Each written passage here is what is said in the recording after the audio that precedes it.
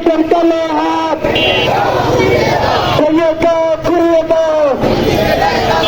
দ্রব্যমূল্য উদ্যোগকে কমাতে হবে, ঘুরিয়ে দাও। নারা তাকবীর, ইসলামী ছাত্র শিবির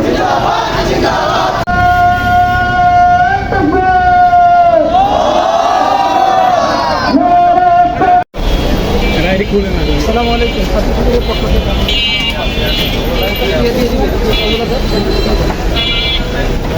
আসসালামু আলাইকুম।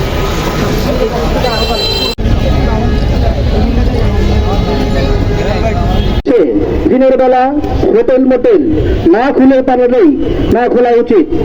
যথাযথ সম্ভব হোটেল মোটেল বন্ধ রাখার জন্য সর্বোচ্চ চেষ্টা করার জন্য আমরা এই নারায়ণগঞ্জবাসীকে আহ্বান জানাচ্ছি।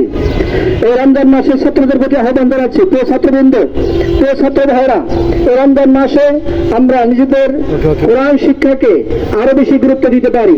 রমজান মাসকে আমরা কোরআন শিক্ষার মাস হিসেবে গ্রহণ করতে পারি। রমজান মাসকে আমরা কোরআনের প্রশিক্ষণের মাস হিসেবে গ্রহণ করতে পারি।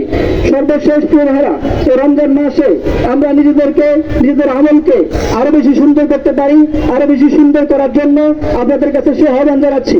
এই রমজান মাসের কল্যাণ যাতে সবার প্রতি হয়, রমজান মাসের কল্যাণ যাতে সবাই গ্রহণ করতে পারে, সবার কাছে সে আহ্বান, সবার জন্য সবার সে দোয়া। রমজান মাসে তাকে অর্জনের মাস, তাকে অর্জন যাতে আমরা সবাই করতে পারি। কিনতে হয় সকল প্রকার দ্রব্যমূল্যের ঊর্ধ্বগতি রোধ করার জন্য আপনারা সচেতন হন। ব্যবসায়ীদের অনুরোধ করবো, আপনারা নিত্য প্রয়োজনীয় পণ্যের দাম কমিয়ে রাখবেন। বিশেষ করে এই রমজানে আমাদের যে মজলুম জননেতা এটিএম আজহারুল ইসলাম সাহেবকে অবিলম্বে মুক্তি দিতে হবে। কারণ এই রমজানে আমরা বাইরের পরিবেশে খোলা ময়দানে আল্লাহ তাআলার সিয়াম সাধনা করব, ইবাদত করব, কিন্তু এই মজলুম ভাইয়েরা কারাগারে থাকবে, এটা আমরা মেনে নিতে পারি না। তাই সরকারের কাছে আমরা উদাত্ত আহ্বান করব, আমাদের মজলুম জননেতা এটিএম আজহার সাহেবকে অবিলম্বে মুক্তি দিতে হবে। আজকের এই র্যালিতে সবাইকে অংশগ্রহণ করার জন্য